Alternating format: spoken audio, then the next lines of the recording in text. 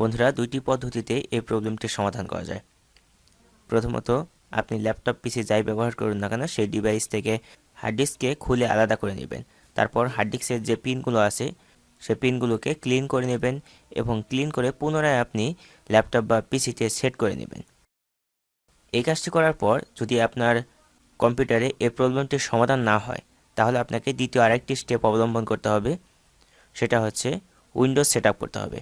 কীভাবে Windows 10 pro set up করা যায় সে বিষয়ে আমার একটি ভিডিও দেওয়া আছে।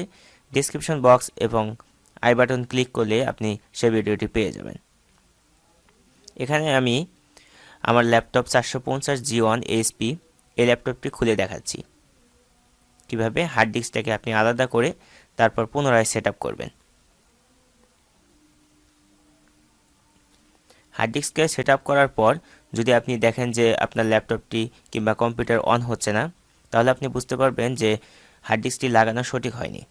আপনি পুনরায় হার্ড ডিস্কে লাগিয়ে নেবেন। বন্ধুরা, এই পদ্ধতি অবলম্বন করে আপনি এই প্রবলেমটি 100% সমাধান করতে পারবেন।